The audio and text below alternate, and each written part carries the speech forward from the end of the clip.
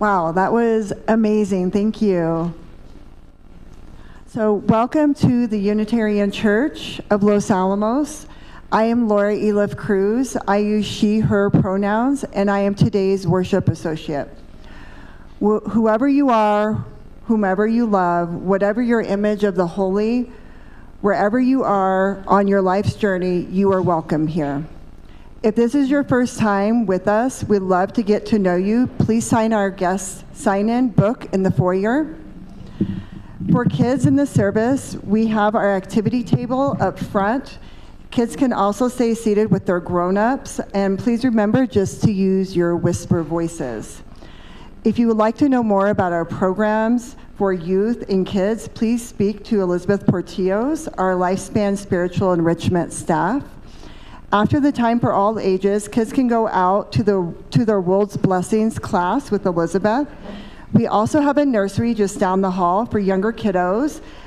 Today, Lacey Portillos can check your younger kiddos in. Sarah Hamoud is out today. We have our candles of community over here and in the back. You're encouraged to come up before prayer and meditation to light a candle and or write your joy or sorrow in the book to read out loud. If you are in need of pastoral care or support, or a chat over coffee, or even financial assistance, please contact Reverend Tina DeYoe to set up an appointment. So now you are invited to greet your neighbor. You are encouraged to greet maybe someone you don't know or recognize.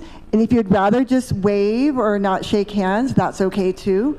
I will call us all back in with the chime. So this is our call to worship time now. We come together as a community every Sunday to pause and worship together. Worship creates connections within, among, and beyond us, calling us to live with wisdom and compassion, calling us to be our better selves. So our worship theme for this month of April is possibility. So today we are talking about the possibility of growth as Earth Day is coming up this week, we know, and celebrating the many ways in which we all grow throughout our lives and how the earth supports our growth every day. We are grateful for all that our Mother Earth gives us, and we are grateful for the dirt and soil underneath our feet. We remember to acknowledge all the people that have been stewards of this soil and dirt since the very beginning. We acknowledge the Tewa and Karis people who have been here since before Los Alamos was Los Alamos. And we acknowledge that these lands, this dirt, has been cared for by the Tewa and Karis people, and we are grateful for their stewardship as we are called to do the same. We are called to be stewards of this land, of our Mother Earth. So Laura will now read our chalice lighting words, and Lacey is going to come up and light our chalice flame, the symbol of our faith. And we just want to announce a really fun thing that Lacey's ROTC yesterday won the state championships for the 3rd year in a row. So woo! Awesome.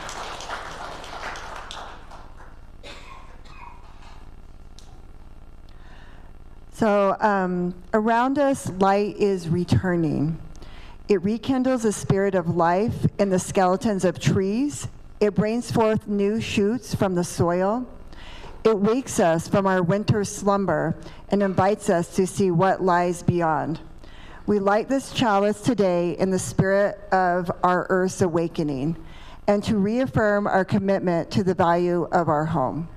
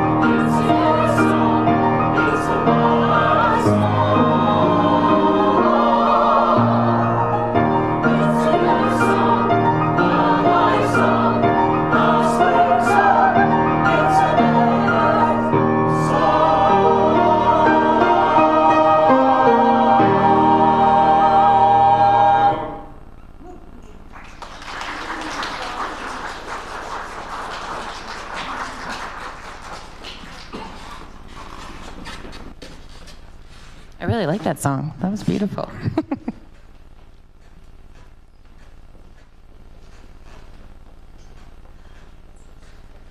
So before I begin today, and this isn't in my sermon, but I brought my peace lily plant out here because this peace lily has been with this church for 12 years. My folks sent it to me when I first started the job here as director of religious education in 2014. In the old building, it was sent to the old building at an upstairs office. Can you imagine? Some of you can because you were there. And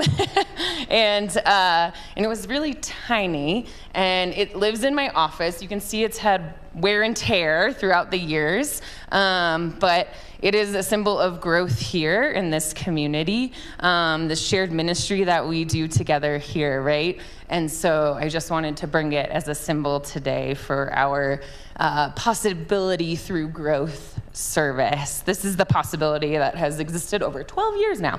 So I think it's kind of fun to be a symbol. So the possibilities in life are endless. Becoming a parent or a grandparent is a possibility. Finding the love of your life is a possibility. Walking again after a surgery is a possibility. Learning how to play an instrument is a possibility. Hiking the Grand Canyon could be a possibility, maybe for some of us. Learning how to crochet is a possibility. Learning how to play pickleball is a possibility.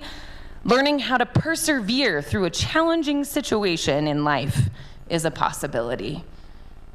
Toppling a fascist and corporate-run empire is indeed a possibility. Peace is indeed a possibility. Getting a good grade on a paper or a test is a possibility. Learning a new skill for work is a possibility. Cooking a new meal is a possibility. Taking a walk around the block is a possibility. And getting a milkshake is also a possibility. What is one possibility in your life that you can see ahead for you? I want you to think about that a little bit. Most of these things I listed for us today require growth and new learnings. Well, maybe not getting a milkshake, but maybe you try a new one, right? But thinking about a life full of realistic possibilities can indeed be freeing. We never stop learning, and we never stop growing. If you are recovering from a surgery, you have to put in the work again to relearn how to do daily tasks, right? As you persevere through, you not only grow your tolerance for pain, but you grow mentally stronger as well. Anything is possible through growth, and growth can be dirty and messy. Growth can be hard and painful. Growth can also be lots of fun, and growth can be beautiful. So if you want to work toward opening up possibilities, you might have to be open to learning, messiness, and pain, and some fun too. Growth isn't always easy, but through growth, the beautiful possibilities can and will emerge. So when I think of the dirt and mess of growth, I think about the beginning of all life, like that Everything Seed book that Elizabeth read. A lot of the beginning of life is dirty and messy. For example, the Big Bang, that was an explosion of life. Probably kind of messy when it happened, with all of that matter being spewed out into the universe in every direction. The seeds that are planted in the ground are surrounded by dirt. And when, we know, babies are born, that's a pretty messy process. We can't have the beauty of what is possible without the dirt and the mess that comes with the growth process. And mistakes we make are like this too. When we are first learning something, it can be a bit messy. A kid trying to feed themselves at first, super messy, right? When I was first learning how to preach and write sermons during my seminary years, I was working as an intern in a Presbyterian church at the time in Trenton, New Jersey. I had been practicing my sermon, the first ever sermon I gave, before the service in the minister's office. I got up to preach, and I had a story that I was telling on my first page that related to my thesis. Then my second page was to begin a new paragraph with all of my researched information about the biblical text I was preaching about that day. But when I turned my page, the second page was missing, y'all. I shuffled my papers, and still I couldn't find my second page. My minister mentor was amazing. She was dynamic and self-identified herself as a New York Puerto Rican. I was mumbling to myself that I couldn't find my second page, and I didn't swear, thank goodness. And when she heard this, she was trying to be supportive and said, just let the Holy Spirit lead ya. And then I responded by saying, the Holy Spirit's on my second page. And I remembered that I left my second page in her office. I told the congregation to sing the hymn we were going to sing after the sermon, and that I would be right back with my second page. So I left, and I went to get my second page. Luckily, another seminary classmate went out with me, and she helped me think of what I would say to come back into that sermon time. So I came back and summarized the story I had told from my first page, and then jumped right into continuing my sermon with my second page with all my research biblical text information. So this first sermon I gave wasn't perfect. It was a bit chaotic there for a few minutes, but you know what? Nobody died, and from here on out, I remember to number my pages and check to see if I have all of them before I start the service. Never make that mistake ever again. Sometimes making mistakes and learning and growth can be messy. Growth can also be hard and a bit painful at times. I think of the physical growing pains that we all go through as kids, and I remember my legs actually being sore. Do some of you remember that pain too, as growing pains? Yeah, with physical growing pains. A hard and painful part of my ministerial growth journey was back in 2020. I had sent in all my paperwork to our Unitarian Universalist Association's Ministerial Fellowship Committee. These words are mouthfuls, y'all. But I love our community so much. This is the body, the MFC, let's call it that for short. This is the body that approves people in our denomination to become ministers. There are lots of requirements and hoops to jump through. The last hoop to jump through after you turn in your big ministry portfolio is to have an interview with the MFC, the Ministerial Fellowship Committee. And in 2020, because of the pandemic, they had just switched to doing these interviews on Zoom. You used to have to fly out to Boston. So in this interview, you preached a sermon, and then you were asked questions by the committee. As you can imagine, I was very nervous. And after preaching my sermon and answering my questions, I left the Zoom room and the committee deliberated. Then they called me back in and read me the results. At this point, you received a number. A number 1 was, go off and become a minister.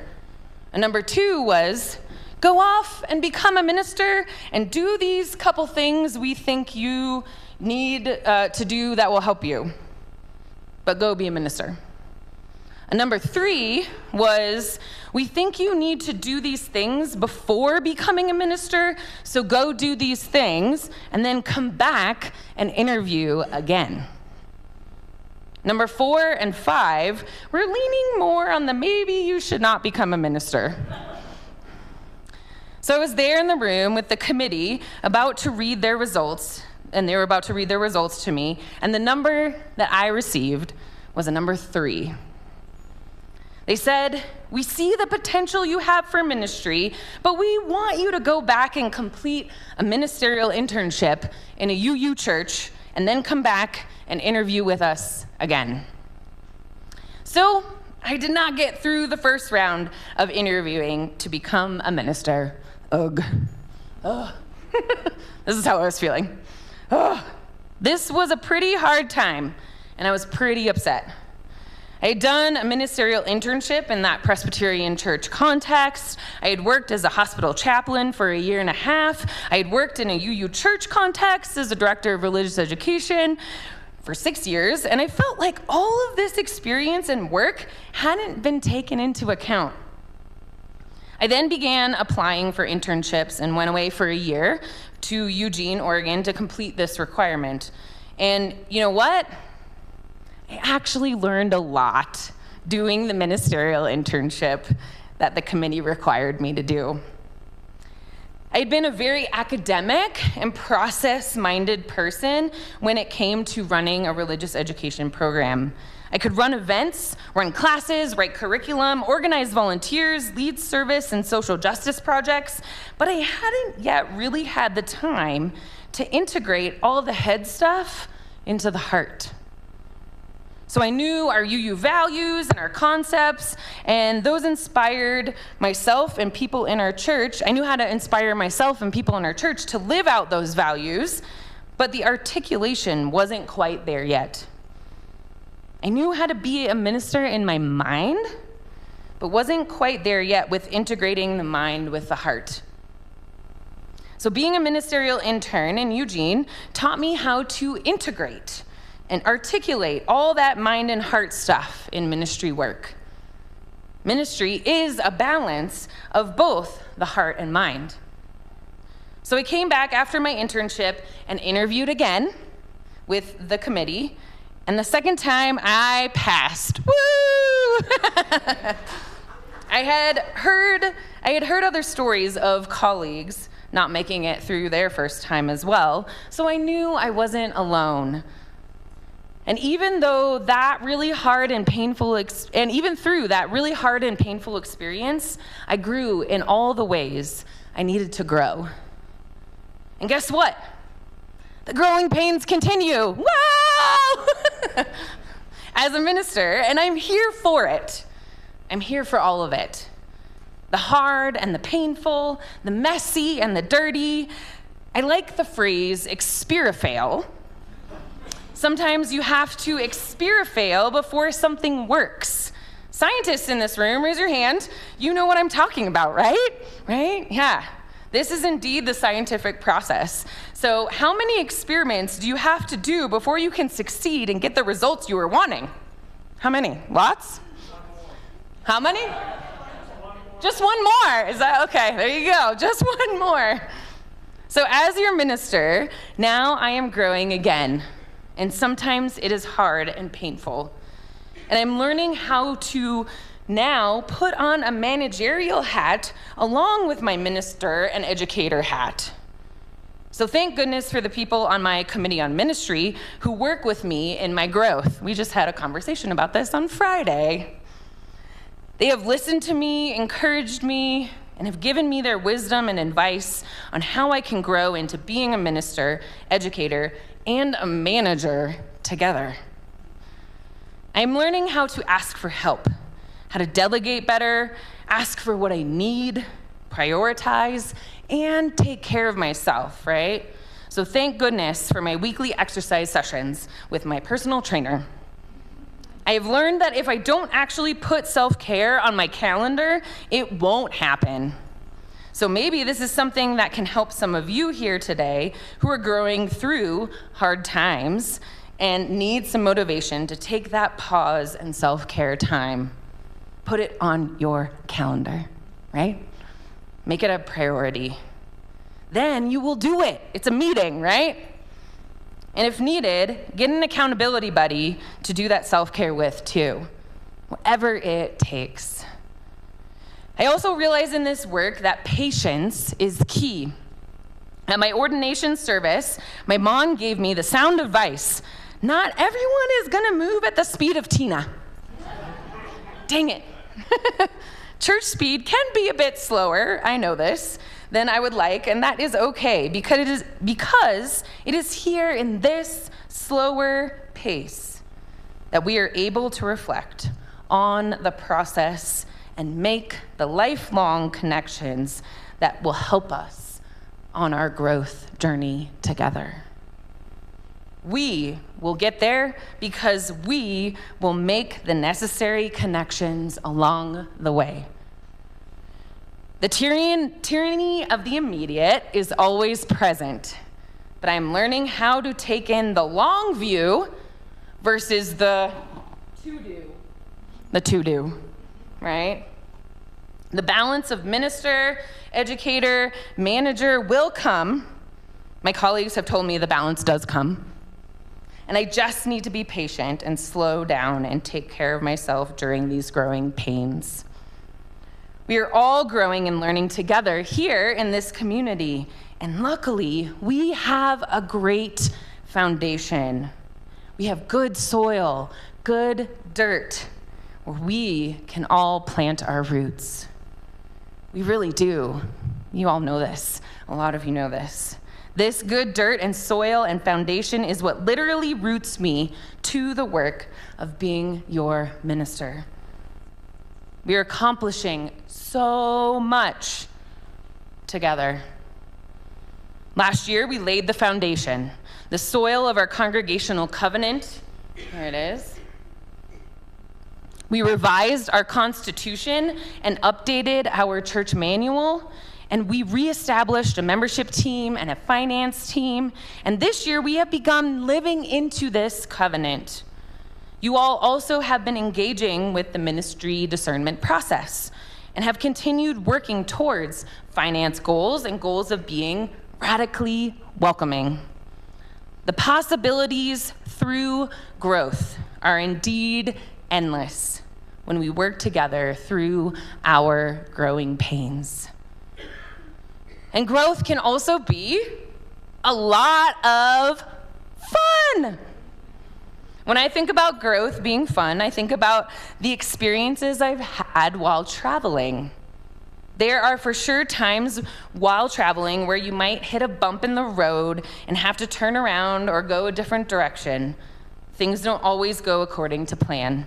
And there are fun times during traveling where you are learning from and connecting with different people. You might take in a new panoramic view of life and gain new perspective on a situation you are facing back home. So much of traveling can be growth that is fun, exciting, and adventurous. Not all who wander are lost. Again, the possibilities are endless. So what if we here at some point in the future did a cultural fair and traveled around the world exploring each person's unique cultural background with food, fun, and connections? Yeah? Sounds fun, right?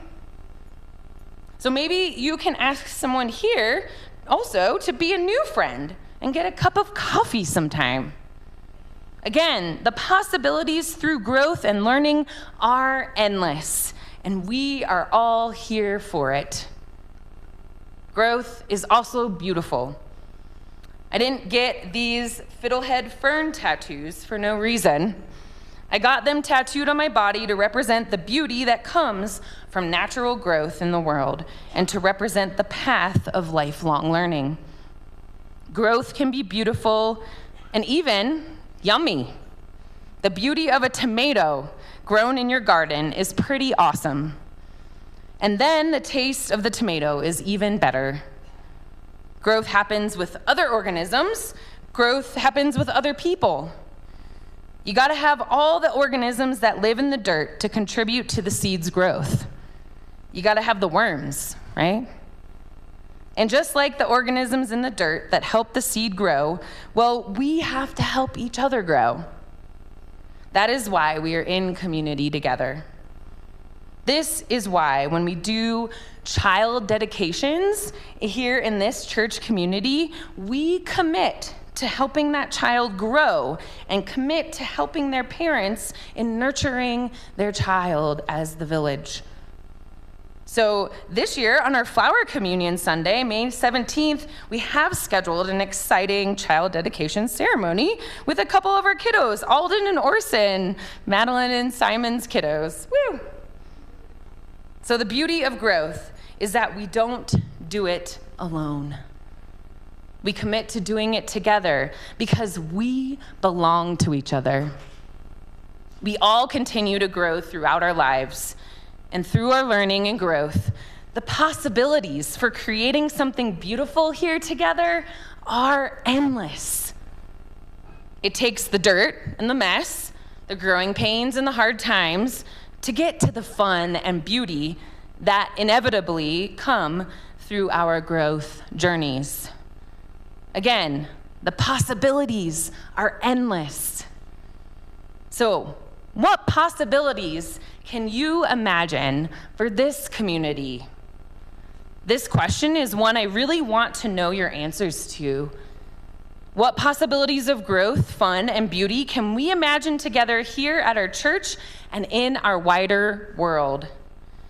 So I'm not only going to ask you to meditate on that question here in the service, but answer it with more sticky notes like our joy ones we did last week that you can stick on the table. They're in the tables in the fellowship hall. So you can answer that question and stick them to the table. And your answers are still here from last week's service on the possibility of joy. And this week, I'll compile all of your answers to these questions about joy and possibilities and send them out to everyone in the church to see. And maybe you'll get some folks who are interested in doing the same thing you are. We can indeed make our possibilities a reality here in this community. So anything is possible through growth, and growth can be dirty and messy, can be hard, and can be lots of fun, and can be beautiful. So these little seeds up here can grow into giant flowers, right? The possibilities through growth are endless. I'm honored to be the minister of a community that embraces the dirt, the mess, the hard work, the fun, and the beauty. And I am honored to be a minister of a community of belonging. The good news of growth is that we belong to the earth and her growth. And we belong to one another and our communal growth. May it be so, and amen.